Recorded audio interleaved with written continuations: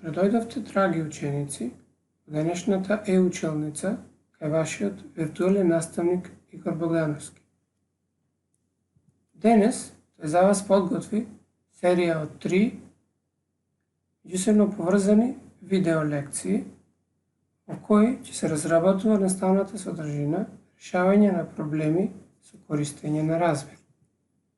Целите кои наставникот планира да ги реализира во оваа наставна содржина се: ученикот умее да запише размер во неговата наједноставна форма, препознава размер зададен со одредени шеми, решава текстуални проблеми со размер.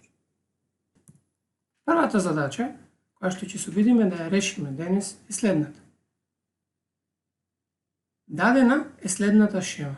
Како што може да забележите, шемата се состои од одреден број на црвени квадрати и одреден број на црни квадрати.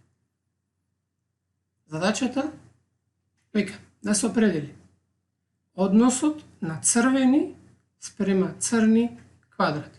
Разгледувајќи ја следната шема, можеме да забележиме дека црвени квадрати имаме 2, 3, 4, 5, 6, 7 или 8. Значи имаме црвени квадрати имаме 8 спрема црни квадрати имаме 1, 2, 3, 4, 5, 6, 7, 8, 9, 10, 11, 12. Значи, забележувате дека имаме 12 црни квадрати. Вториот дел од задачата вика, а односот на црни спрема црвени квадрати. Како што видовме, имавме 12 црни, а додека имавме 8 црвени квадрати. На овој начин напомнуваме дека многу е битен редоследот на барањата во задачата. Во првиот случај ни се бараше бројот на црвени наспрема црни, а во вториот дел од задачата ни се бараше црни наспрема црвени квадрати. Третото барање од задачата ни се бара односот на црвени квадрати спрема вкупниот број на квадрати. Вкупниот број на квадрати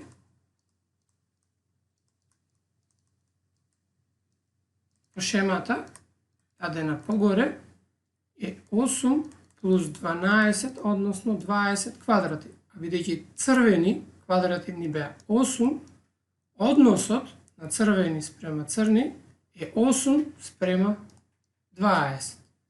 А дека последното барање на задачата ни бара да го најдеме односот на црни квадрати спрема црвени квадрати спрема вкупниот број на квадрати.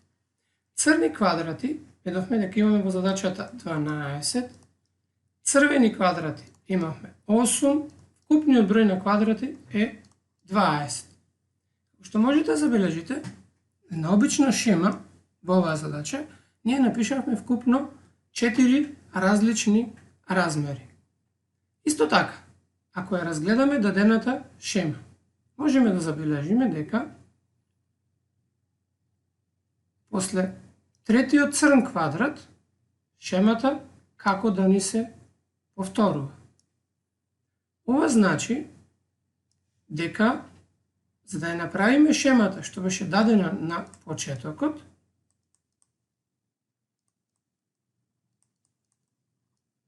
ние вкупно требаше да направиме 4 групи или 4 различни шеми, така што во секоја шема односот на црвени спрема црни ќе биде 2 спрема 3. Затоа што е размер и што е заклучокот од предходната задача, ќе разгледаме на неколку примери. Како што видовте, во предходната задача, односот на црвени спрема црни квадрати беше 2 спрема 3. Но, ова беше во една шема. Што ако јас нацртам уште 2 црвени и уште 3 црни, тогаш во втората шема јас ќе имам вкупно, че ако го успеам да ги соберам деловите, ќе имам 4 црвени делови, односно 6 црни делови. На овој начин можеме шемите да ги продолжуваме до потребниот број или до потребниот број на квадрати што треба да ги искористиме. Например, ако последната шема ја помножиме по 3, ќе добиеме 12 црвени и 18 црни. Значи во шемата што ја добивме имаме вкупно 30 квадрати. За сите вакви размери што се добиваат од еден почетен размер, што беше на почетокот 2:3, ние ќе ги викаме еднакви или еквивалентни размери. А додека почетниот размер од кој што почнавме, че размерот 2:3, го викаме размер во негова наједноставна форма,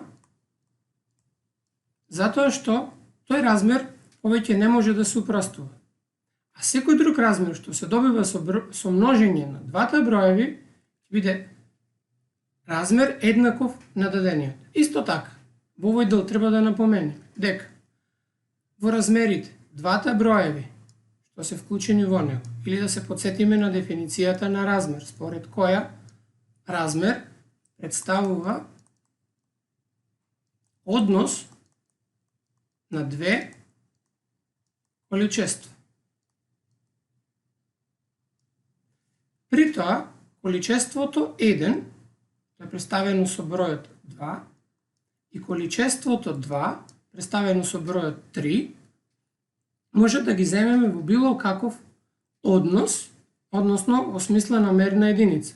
Ако во размерот користиме мерни единици, треба да внимаваме мерните единици во двата броеви да бидат еднакви. Ако имаме примери, како што ќе видиме покасно, мерните единици да се различни, тогаш ние мораме прво да ги претвориме мерните единици. Како поврзување на тоа што го имаме учено претходно, и напомнував дека делењето на броевите всушност значи и нивно запишување во форма на дробка.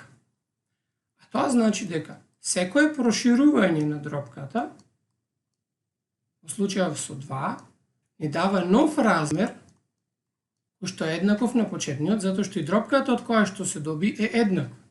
Истото се случува, например, и при кратењето на дробките. Ако оваа дробка ја скратам директно, например, со 3, ќе добијам дробката 6/4, што е еднаков на размерот 6:4. Ако секој од овие два броеви ги скратам уште со по 2, ќе добиеме размер што е 3:2, што е размер еднаков на почетниот размер 18:12 или запишен како дробка 18 и 12. Ова што сега го дискутиравме, ќе го разгледаме на следниот пример. Петар рекол дека во неговото оделение на секој 3 девојчиња има 4 момчиња и дека во неговото оделение има помалку од 30 ученици. Колку девојчиња има во неговото оделение? По текстот на задачата имаме дека Петар во неговото оделение има некаква си правило на момчиње девојчиње која вика дека на 3 девојки во оделението одговараат 4 момчиња.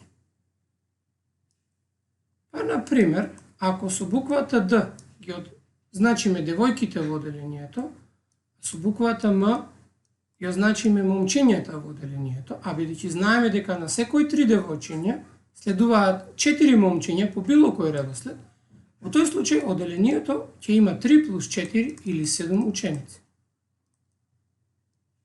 Ако додадеме по истото правило 3 девојки, а бидејќи додаваме 3 девојки, треба да додадеме и 4 момчиња, че ако додадеме уште наредни 7 ученици, оделението сега ќе брои вкупно 14 ученици. Ако ова постапка ја додадеме, дека на секој 3 девојчиња имаме 4 момчиња, че додаваме уште 7 ученици, Наредно, оделението ќе брои 21 ученик. Ова постапка ја повторуваме затоа што знаеме дека има помалку 30 ученици. Ако додадеме уште 3 девојки, а бидејќи според правилото на секој 3 девојки додаваме уште 4 момчиња, тоа се значи уште 7 ученици, вкупно оделението сега брои 28 ученици. Ако се обидеме да додадеме уште 3 девојки и 4 момчиња, затоа што уште еднаш повторувам, на секој 3 девојки имаме 4 момчиња. Значи, ако додадеме 2 девојки, не можеме да додадеме 4 момчиња според условот на задача. Това се уште 7 ученици. Во овој случај, оделението ќе брои 35 ученици, што е повеќе од тоа што ни требаше. Значи, следниот ред од машки и девојки не ни требаше. Значи, одговорот на задачата е: оделението на Петар има 4 по 3, 12 девојки, или имаме 4 по 4, 16 момчи. А ако се обидеме да го запишеме со еднакви размери, затоа што зборувавме претходно, значи, ако запишеме, со Д ги означиме девојките, а со М ги означиме момчињата, а со В ги означиме вкупниот број на ученици, или ја веќе ги означам со буквата У да одговараат на ученици, на 3 девојки одговараа 4 момчиња, односно вкупно 7 ученици. Бидејќи учениците требаше да бидат помалку од 30, значи вкупниот број на ученици требаше да биде помножен со 4, односно зголемен 4 пати. И ако ги зголемиме за толку секој од елементите во училницата, ќе добиеме дека имаме 12 девојки, 16 момчиња и 28 вкупно ученици, затоа што кога би помножиле со 5 или би зголемиле вкупниот број за 5 пати, односно би направиле 5 низа, би добиле дека оделението има 35 ученици. А со тоа оваа задача ја решивме. Наредниот